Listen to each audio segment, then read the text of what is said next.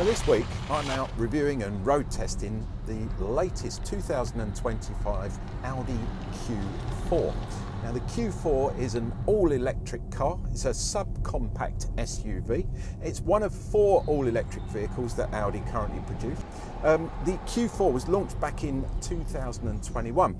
It's slightly smaller in length than the Q5, but it's pretty similar inside to the Q5 when it comes to size and also all the kit that you get. One thing this car has been is getting a name for is it's a bit of an option if you're in the market for a Tesla Model Y. This seems to be one of the biggest alternatives that people are turning to.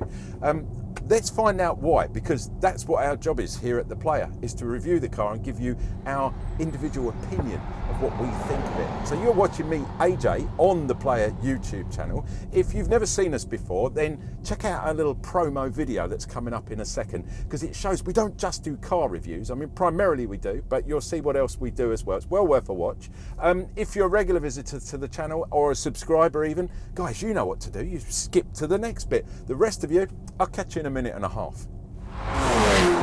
This is how a car should sound. Listen to this.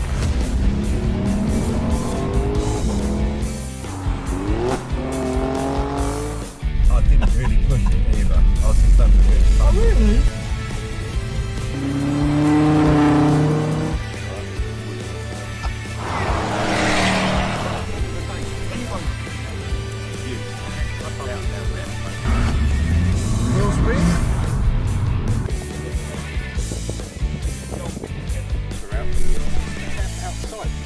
So there you have it, guys. The Ferrari Roma, my birthday present. Here we go. We're going to meet the crew and hopefully get the thing. That's a real one. I think it makes a good word. We'll go with it, mate. Nice to see you. Show us your big chopper, your helicopter. So here we are, the Morgan Roadster, where we're here for the Swiss Watch Show. Hey guys, guess what? It's another morning here out in sunny France.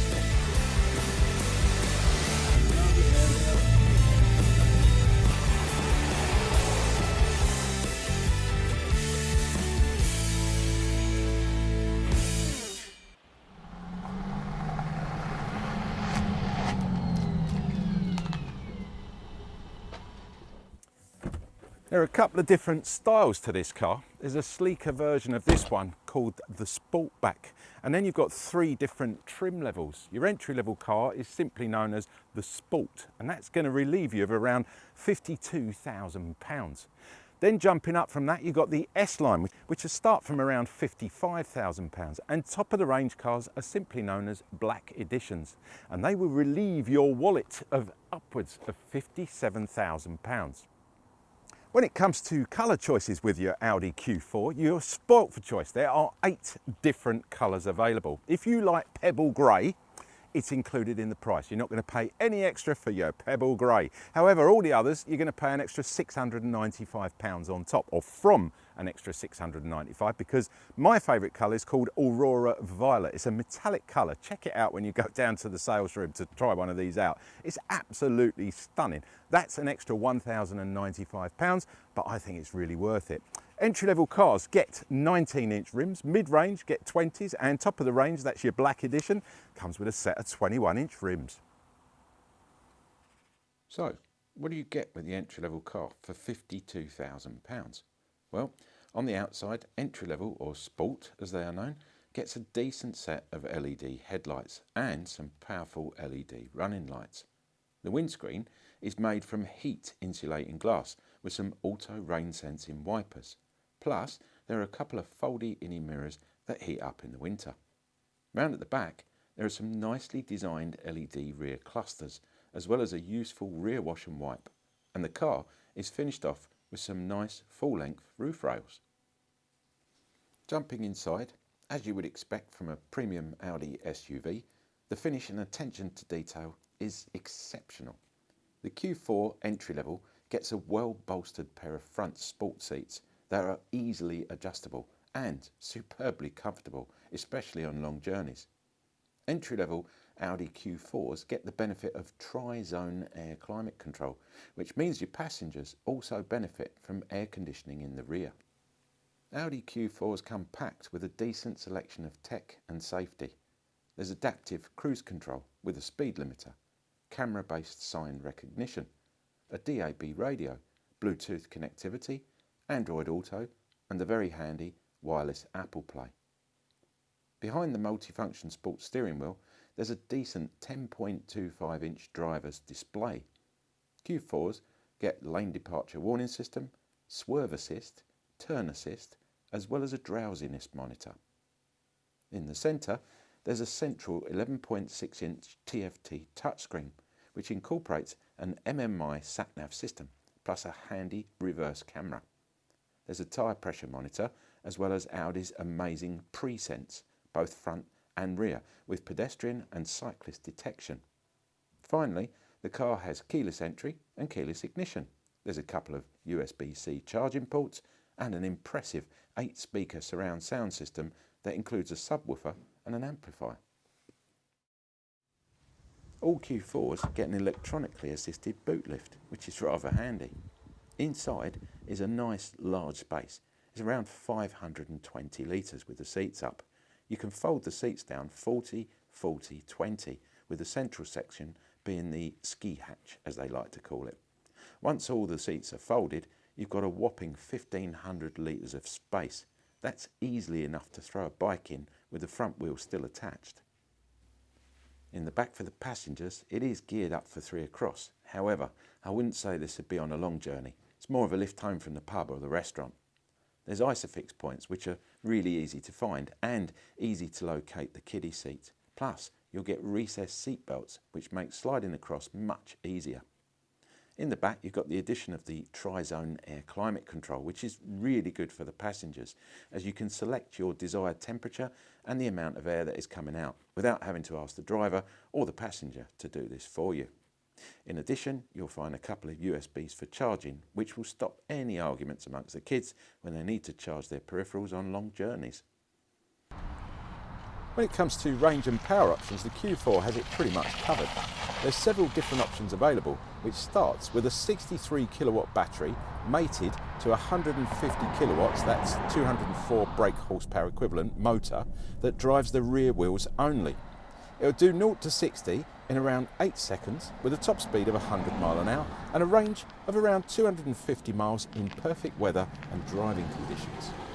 Then there's an 82 kilowatt battery mated to a rear wheel drive 201 kilowatt motor, that's 286 brake horsepower in old money. It does a very respectable 6.7 seconds 0 to 60 and a top speed of 112 miles an hour. But it has a range of 337 miles in ideal conditions. You can have the same setup as that, but with all-wheel drive, and it will do 0 to 60 in the same time and around 320 miles of range. So you get the benefit of all-wheel drive, but you suffer a little bit on the range.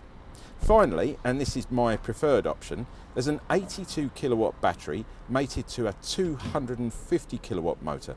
That's 340 brake horsepower in good old combustion engine terms. The car is all-wheel drive, does an incredible 0 to 60 in just 5.4 seconds, a top speed of 112 miles an hour, and in ideal driving conditions you'll get a range of around 320 miles. At the end of the day, you need to decide what you're going to be using the car for most to make the choice of which setup you're going to go for.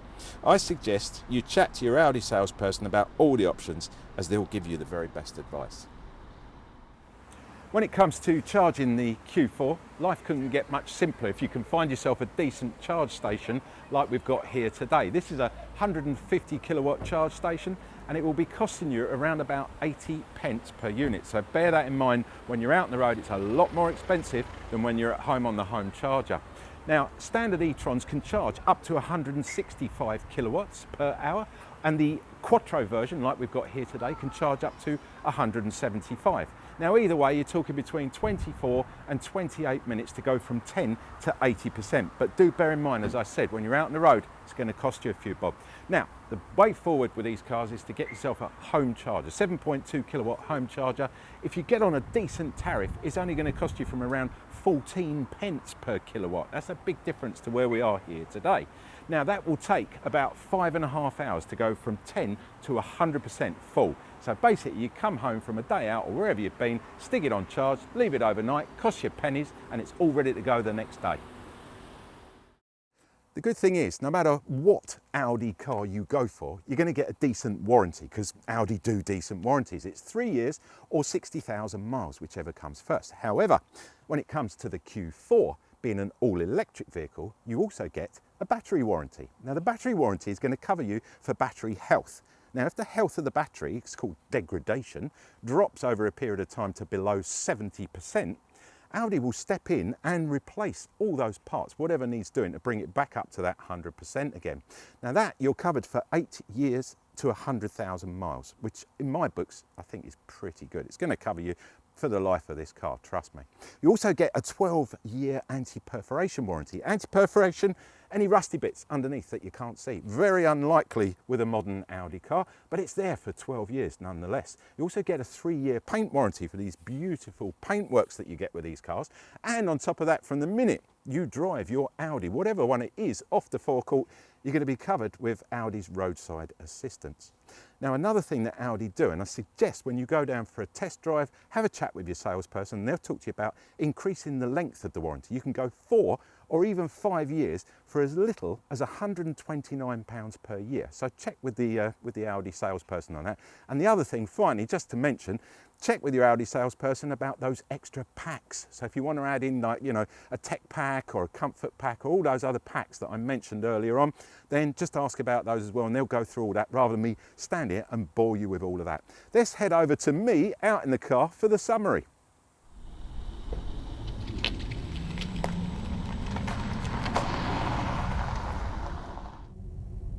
I have to admit, Audi do not make a bad car. There is just not one that I have driven ever that I could say, yeah, it's all right. They're all amazing cars to drive, but all very different as well. And that's what I find quite interesting about this Q4, because it feels completely different. It's all electric for starters, so it's very quiet, it's very smooth, you've got the power there. But at the same time, the drive of the car, these cars are developed and driven and designed by drivers, people who like to get behind the wheel and appreciate distance driving. You know, when you're out in Germany, there's long distances on the autobahns there. This is where this car has been crafted and honed, and it's developed its roots in the very background of that complex network of long distance driving as against town driving, where you've got that sort of in-between bit where it's got to sort of fit so you can jump in it and drive anywhere in it without feeling uncomfortable or wanting to stretch your legs. And the Q4 does this beautifully. So well bolstered, lovely driving position, massive great mirrors. The mirrors are huge on this car. Beautiful windshield as well. The windscreen itself, absolutely massive. Peripheral vision all the way around, superb as well. You've got lovely little tiny little quarter light in there. So handy when you're reversing or parking tight in a car park, really good. Got that reverse camera, you've got all the Audi pre-sense working for you, so the safety is second to none as well. Let's talk a bit about economy, because this car also nails it when it comes to the economy. I have constantly got between 3.7 and 3.9 up to 4.6 miles to the kilowatt. That's brilliant, utterly brilliant. You're talking sort of 150 to nearly 200 miles to the gallon in combustion engine terms. What more would you want? And also another thing I've noticed with this car, if it says you're going to get 183 miles range, you get 183 miles of range. So it's doing exactly what it says on the tin. I've actually got the car set up in range mode in the auto setting on the driver's mode. There is driver's modes down here. It's called Drive Select. It's a little button. You push that, comes out. You've got efficiency, comfort, auto, dynamic, and you can set it up individually. Now I left it in the auto mode because it seems to be doing the best miles to the gallon, so to speak, or miles to the kilowatt, however you want to call it. And it seems to work well in the auto and in range mode. I love the fact you can change, you've got all the different views on this, you've got the onboard trip computer, it's so easy to use, very the haptics on here. Great sound system in here as well, beautiful sound system. All round sound, it's just really nailing it. You've got the Apple Play, you've got the wireless connectivity, and generally in the back as well. I've had the passengers in the back, did a long distance journey the other night, couple of hours, late at night, everything working. And again, still, there was no range anxiety. I didn't have a feeling of, I'm not sure we're going to make it back. Everything was running fine. Sat-nav, didn't use the onboard, tend to use my own sat-nav. I like my own one on my app on my phone. I love the way the phone connects down here. There's a wireless charger down there as well. You do have a couple of USBs down there. And just generally, all round driving this car is great fun. It's a really nice car to drive. I would definitely say this, in my electric terms of cars, comparing this to the Tesla Model Y, for quality, build quality and comfort, I would actually say this is a better car to go for. And price wise, yeah, I mean, working that out, well, that's something that you have to weigh up where you want to spend your money at the end of the day. But 100% get down, give an Audi Q4 a test drive.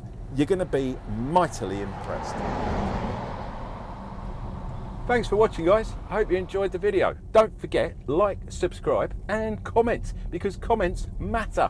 If you've got a constructive criticism or you've got a question that you want to ask, stick it in the comment box down below and it can create a conversation about the product or whatever we're talking about. Also, there is a subscribe button down below. If you fancy subscribing, because you saw at the beginning of this video, we don't just do car reviews, we do a whole host of other stuff, then hit the subscribe button and leave the bell sign unchecked and you'll get regular updates on all the videos that we do. Who knows, you might spot something that could be of interest to you. Also, the last thing I'm going to ask you, but I'm going to do it in return for something else, so it is such a thing as a free meal. Give us a like, please, guys. Thumbs up if you wouldn't mind. We don't get a pay rise, we don't get a bonus, but we do get a pat on the back from the boss and the sponsors to say AJ and team, because there is a team that puts this all together.